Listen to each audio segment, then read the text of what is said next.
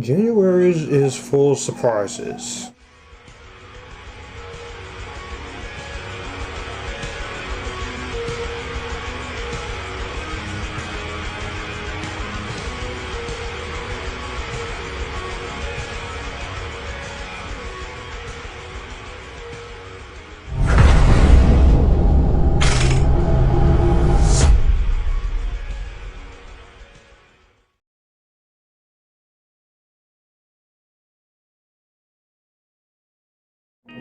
What's going on, everyone? It's Joshua for Future Filmmaker Reviews, where I talk movies, TV, and music, and I'm giving you guys my first horror movie review of 2022.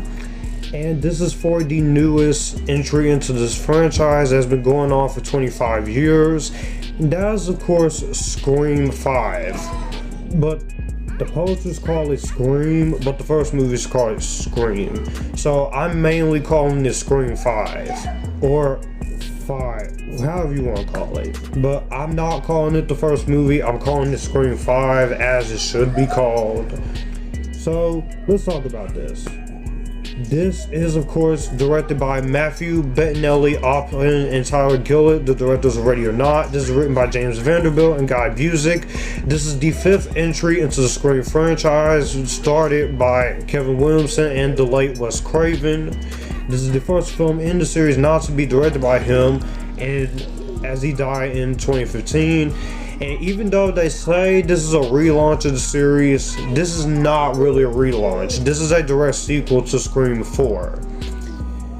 And this stars, of course, the returning actors of Neve Campbell, Marley Shelton, Courtney Cox, and David Arquette, and Roger L. Jackson as the voice of Scarface, with newcomers Melissa Barrero, Mason Gooden, Jenna Ortega, Dylan Minnette, Jack Quaid, and Mikey Madison in this film. In this movie, 25 years after a streak of brutal murders shocked the quiet town of Roseboro, California, a new killer dons the Ghostface mask and begins targeting a group of teenagers, as always, and it resurrects secrets from the town's daily past. So it's up to the returning players from the first 4 movies, Sydney, Dewey, and Gail, to come back and put an end to Ghostface's bullcrap once again and find out who's under that mask. Now, if you guys are new to the channel, thank you guys so much for watching. If you like videos like this, be sure to like this video, comment down below, and be sure to share this video. And the question I'm gonna ask is this: what is your favorite movie in the Scream franchise?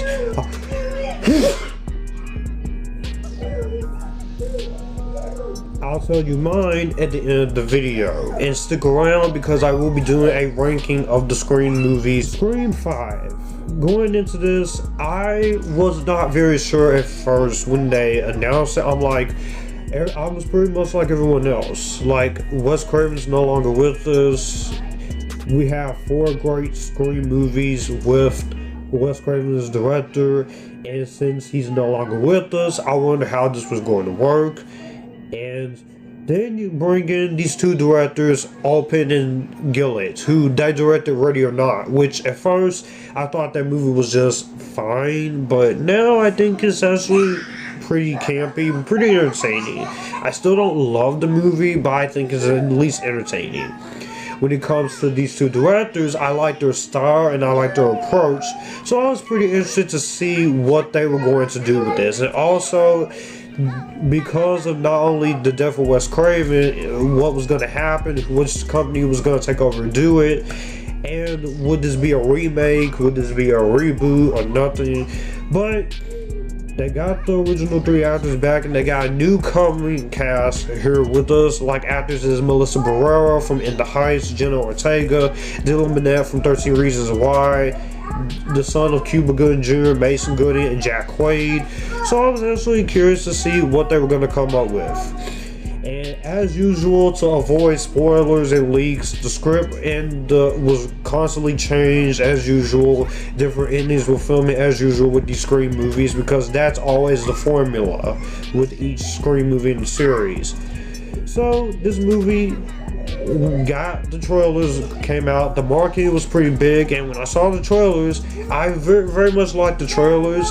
I liked what they were going to do, but I didn't know what we were going to get ourselves into this time around. And I'm very happy to say that Scream 5 is the first good scary movie of 2022. And not only that, I think this is one of the best Scream sequels. I don't think it's as good as Scream 4. I don't think it's as good as Scream 2. But I definitely could say it's a little better than Scream 3. Even though I like Scream 3, I got issues with Scream 3. But let's get into Scream 5. Why I like this movie. Why I like it.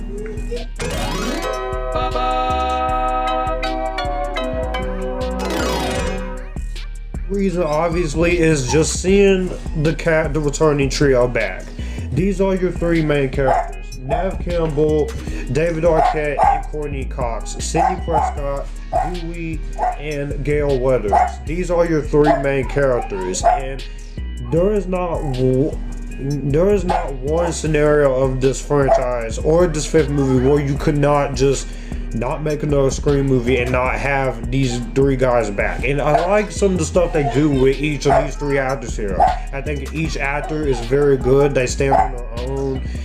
I like the development that they give to these three main characters, especially with Dewey. I like what they do with Dewey in this movie. How he is basically older at this point, and he's tired of Ghostface, and he wants to help these kids, and he just wants to put an end to Ghostface. I like that. I think that's very clever, and I think each of them have some very great moments to them. But my favorites easily of the three is still Sidney Prescott. Neve Campbell, she's still in her prime. She still got it. She still carries herself as this character. She is a well-loved actress. And they're not taking anything away from David Arquette and Courtney Cox. I think they do a really good job in the movie as well.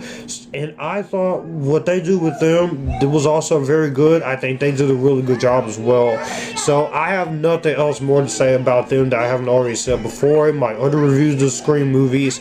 I also like the return of Marley Shelton and the voice of Ghostface, because you can't have a Scream movie without that Ghostface voice. Roger L. Jackson, he is the voice of Ghostface at this point. So I very much like where they took with him. So some of the new actors. You got Melissa Barrero as Sam Carpenter. I liked her performance in The Heights, so it's great that we get to see her step up and get more work like this, and she does a really good job in her role as well as the sister Sam.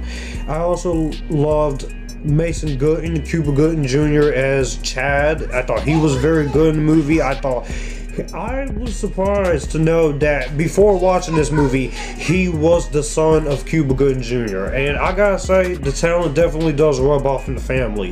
I thought Mason Gooden, he did a really good job in the movie.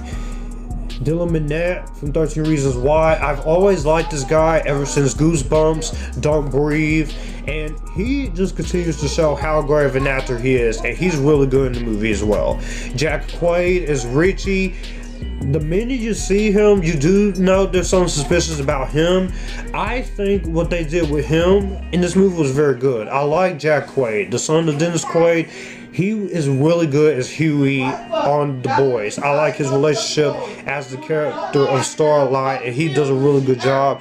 You also have actors like Kyle Garner and Jasmine Savoy Brown. And you also have the lovely Mikey Madison as Amber Freeman, which I liked her from Once Upon a Time in Hollywood, so it was great seeing her. I thought a lot of the new cast blended well with the old cast. All the performances were really good. But my favorite, the most valuable player of this entire movie for me, it has to be Jenna Ortega as Tara Carpenter. She owned it. She is the best part of this entire movie. She carries this movie with the weight of her shoulders, and I think if it had not been for her or this returning cast, I think this movie would not be as great as it is. Going into the direction, of course, Direction by the two directors, already or not, is very much present here. You could tell how much they love the Scream franchise, especially the first movie. And in a lot of ways, it does do very good at being its own movie, but also being a loving tribute to what Wes Craven has done. Because let's face it, Scream revitalized the horror genre.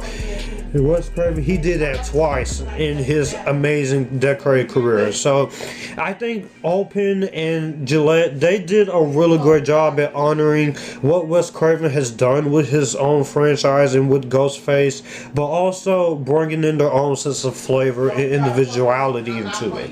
And I very much appreciated the flavor and individuality that went into this movie. On top of that, I gotta say the meta commentary is still as strong as prominence in these movies.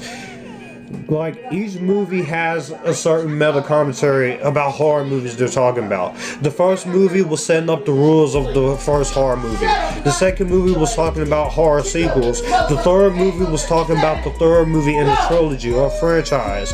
The fourth movie was talking about horror remakes or horror reboots. This time around is mainly talking about what this third movie mainly is talking about is how most sequels, horror movies, sequels nowadays, they will ignore some sequels and just make it a sequel to the first movie. Pretty much like the Seaman movie from last year and Halloween. I very much appreciate that, and I very much respected that in a lot of ways, because I'm kind of tired of most of these movies having to go back to the first movie instead of moving forward with a new sequel and take what you did wrong and fix it. And I like the meta commentary. It's very fun. I've always enjoyed the meta commentary in this movie. It's always been the strongest thing about these movies, besides Neve Campbell, Courtney Cox, and David Arquette. So I definitely really do like that. Very much like how it respects and honors Wes Craven, because Wes Craven, he was one of the best filmmakers in horror, one of the best filmmakers who ever lived, and every movie that he did, whether good or bad, he always brought his own sense of thrills to it. And I love the way they honor Wes Craven in this movie, but also the way they just respected his legacy, and that I thought is very, very nice. And there's a nice touching tribute by the end of this movie. Kills in this movie, obviously you come for the kills, of course. Ghostface, this is the most violent and the most brutal that he has gotten since the first movie, the second movie, and the fourth movie. He got pretty violent in the third movie, but this just takes it to an 11. You have Ghostface just stepping on people's knees. You have him killing people in very brutal ways, and I know they have to work their way around that to keep it from being an NC-17 or an X rating. But the violence in this movie is pretty strong. So this movie definitely does not play around when it comes to the violence in this movie. I love the violence. I love the kills. Ghostface, he is still awesome. There's a reason why he's one of the best horror icons, and this movie proves it. Say what? Getting to the twists and turns of the movie, I cannot give this away. I'm gonna honor the wishes of the filmmakers and the fans, because I don't want to give anything away. I want you to go see this. Whether you like the movie or hate it or think it's a fine sequel, I think you'll be pretty surprised with the meta commentary and with the twists that they come up with. So I'm just gonna say I was pretty shocked. And the deaths of this movie are pretty good. There is one death in this movie though that got to me. I'm not gonna say who it is, because they did not say who it is in the trailers. So, but I'll just say that death was pretty intense. I definitely did feel the way they handled the deaths in this movie were pretty good. But the one death in this movie, I can't give it away. I'm not gonna say anything. So from a technical aspect, I think the production design, the costume design, the cinematography, and just the way the movie looks is very good. I love the way this movie looks. It's a very well shot, very well lit movie. It's very well put together from editing and cinematography standpoint. The movie's under 2 hours, it's an hour and 54 minutes. It gets you in and out. And the score by Brian Tyler. I do wish this was Marco Beltrami a little bit, but he was busy doing another horror movie score. Brian Tyler, his score in this movie is great. It definitely honors what the Scream scores has always been about. And that's what I love about the scores in these movies. His score was really good. I love the score in this movie. And I gotta tell you, when it gets to who the killer is, I will say I was pretty shocked and pretty like, wow, holy crap. I didn't see it coming. That's what I love about these Scream movies. You don't know who the killer is. You don't know who's under that mask until the last couple of minutes.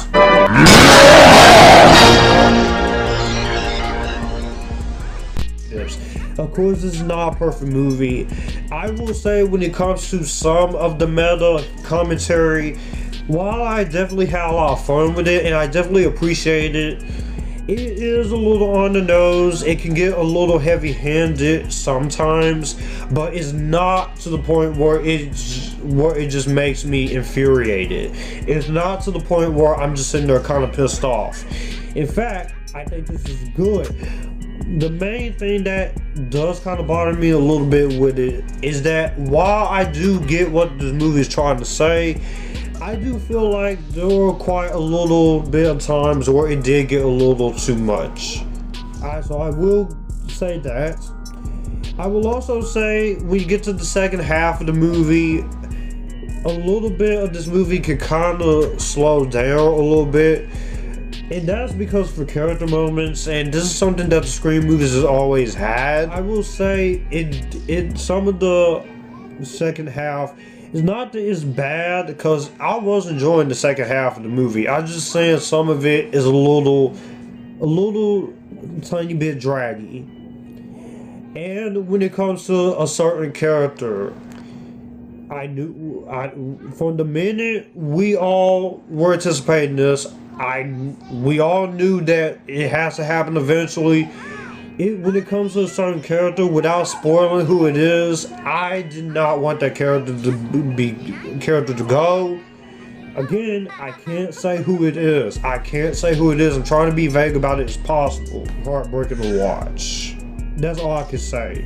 I'm not saying who. I can't say who. I can't say the name. You have to watch it to see what I'm talking about. I get to my verdict. If you guys like what you see here, comment down below, like this video, be sure to share this video, and also be sure to hit the subscribe button and the notification bell, get notified when news videos are up, where it's movie talk, TV talk, top 10 list, music talk, whatever. I will see, and if you please be sure to share this video, and because it does help this channel grow. Also, it does help this videos like this get more reviews, and it does help the algorithm, of course, with this. Also, we are almost there to 2K subscribers, so if you would definitely hit the subscribe button and share this channel with your friends, I will definitely consider it. And before I even get to my overall thoughts, I'm going to give a shout out to the cinematic universe with Shalura Chavwa. He is a great YouTuber. He does reviews TV shows like I do. Check him out. He is a very awesome guy, and his content is really great. I love his content.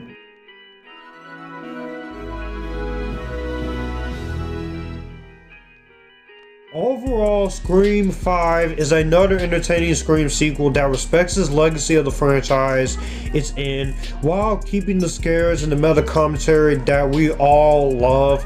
The new cast blends in with the old cast. I love the direction that they went. I like the story that they're trying to tell. The directors, I think they did a great job of honoring this franchise and honoring what Wes Craven did. Definitely has issues with some of the commentary being a little on the nose, and second act being a little tiny bit draggy, and it's definitely not as funny as some of the other sequels or even the first movie, but it's funny enough. But it's more serious this time around, but they still have fun with it. And as a fan of the Scream franchise, I'm pretty satisfied with this. It's great to know that we are 5 movies into the franchise and there has not been one bad movie. Even the weakest movie is still good. So ultimately, if you have the weakest movie be good, that is a win for me. So Scream 5, you're definitely gonna get an Epictastic. This is so far the best scary movie of the year, and this is the best movie of 2021 so far. I really love this. This is really good. Definitely go see this. I know some people will not like this. I know some people will come out disappointed with this. But give the movie a chance, make your own judgments, and that's just my take on this. In the comment section down below, what did you guys think of Scream 5? Did you like it? Did you hate it? Or are you somewhere right in the middle? If you like similar to my Cash App is down there below in the description box. If you like send to my Amazon anything from my Amazon wish list is right there as well. All my social media links to all my social media links are down there in the description box down below. I also have a YouTube channel, Discord server page where you can come talk to me, get updates with me on what's coming next, what else is coming to the channel. And I'll see you guys in the next one. And as far as the question, what is your favorite movie in the Scream franchise? My favorite, you'll just have to wait till I do that Scream ranking this weekend. And as always, you guys keep it cool, enjoying the Epictasticness.